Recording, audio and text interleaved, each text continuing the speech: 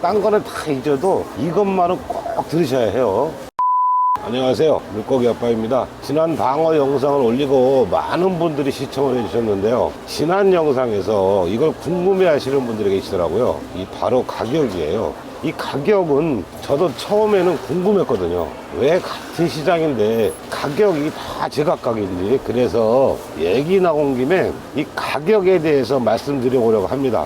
그 전에 꼭 알고 가셔야 할 게 있어요. 아쉽게도 이 가격을 꿰뚫는 그 천기 누설은 없어요. 가격을 결정하는 건 너무 많거든요. 방어만 해도 선도라든가 A급, B급, 자연산, 양식, 손질은 어떤 식으로 하는 건지, 거기에다 수율은 얼마인지, 이것만 해도 복잡해지죠. 그래서 가격이 다른 이유를 이해를 하고 현재 방어의 추가 동향도 알려드릴게요. 말이 길어졌네요. 바로 들어가겠습니다. 이 가격이 다른 이유 첫 번째는 유통 구조예요. 유통 구조란 들어보셨죠? 시장에서 당연히 유통 구조가 있어요. 이것도 지역마다 다르지만은 저희 시장을 기준으로 설명드릴게요. 지금은 이제 방어철이니까 방어를 예시로 해서 이 과정은 이래요. 양식장 또는 경매장, 중간 도매상, 소매, 크게 세 가지로 나눌 수가 있어요. 요즘 자연산이 잘 안 나오니까 양식 방어를 기준으로 설명을 드릴게요. 이 양식장에서 중간 도매상, 저희는 이제 수산이라고 부르는데 이해하기 쉽게 도매상이라고 할게요. 정확한 명칭은 확인해 봤는데 딱 나오지는 않네요. 도매상이 양식장에서 물건을 받아오면 그거를 이 소매점에 넘겨줘요. 그런데 여기서 중요한 점이 있어요. 그게 뭐냐면은 이 한 시장에 중간 도매상이 여러 개가 들어온다는 거예요. 물론 이제 중간 도매상도 경쟁이 치열해요. 여러분은 한 곳에서 다 같이 물건을 받으시는 줄 아셨죠? 근데 그게 아니에요. 서로 다른 도매상에서 각자 물건을 받아요. 아까 중간 도매상이 양식장에서 물건을 받아온다고 했잖아요. 그럼 도매상마다 양식장이 다 다르니까 이게 물건도 다를 수밖에 없겠죠. 물건이 다르면은 가격은 어떨까요? 당연히 다르겠죠. 그게 첫 번째 이유예요. 양식장 지역이 다르면은 고기 상태도 당연히 다 다를 수밖에 없잖아요. 이런 구조 때문에 같은 시장이라도 가격이 다 다르고 물건이 천차만별일 수밖에 없어요. 이게 첫 번째 이유예요. 이해가 가시죠? 근데 또 다른 이유가 있어요. 이게 두 번째 이유인데 바로 크기예요. 이게 정확히는 무게. 좋은 방어 고를 때 크기가 나왔는데 가격에서 나오네요. 자주 나오죠. 근데 크기에서도 정확히는 이 크기에 따라 달라지는 가격 산정 방식입니다.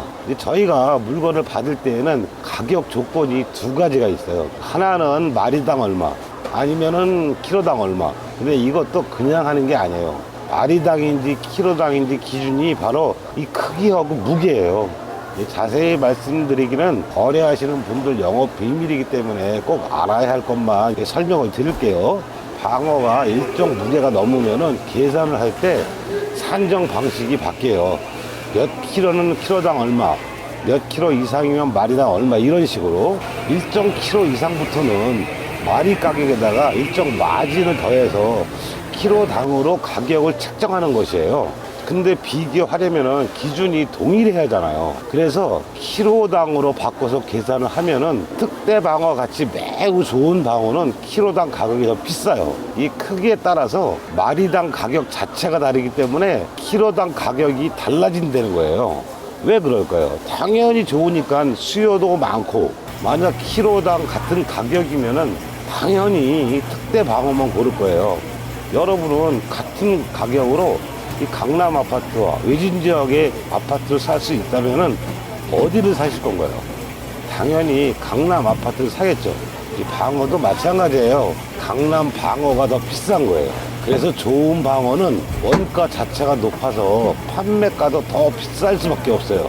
이해가 되시죠? 그러면 같은 도매상에서 봤더라도 중방어냐 특대 방어냐에 따라서 킬로당 단가가 다르겠죠. 그럼 같은 방어회라도 가격이 다를 수밖에 없어요. 벌써 이 두 가지만 들어도 옆 가게와 이 가격을 비교하는 것은 의미가 없다. 아시겠죠? 물론 정찰제로 해서 통일하는 것도 있는데 제가 있는 지역은 그렇지가 않아요. 이 다른 지역은 다른 분들이 좀 알려주셨으면 좋겠어요. 그 외에도 여러 가지가 이유가 있어요.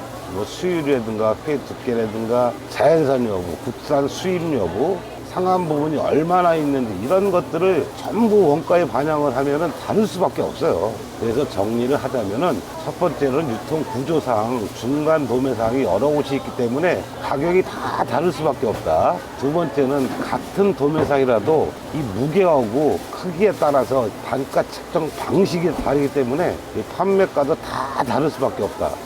결론적으로 이래서 가격이 다 다를 수밖에 없구나, 이걸 말씀드리고 싶었던 겁니다. 막상 들으니까 실망하셨죠. 그래서 제가 또 여러분을 위해서 준비한 게 있어요.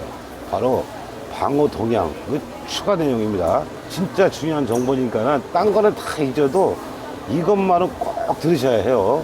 저희 시장 기준으로 설명드릴 테니까 참고하시기 바래요. 이 양식장의 말로는 현재 자연산 방어는 지금부터 2월까지는 강원도 쪽에서 주로 잡는다고 해요. 그리고 특대 방어가 많지는 않대요.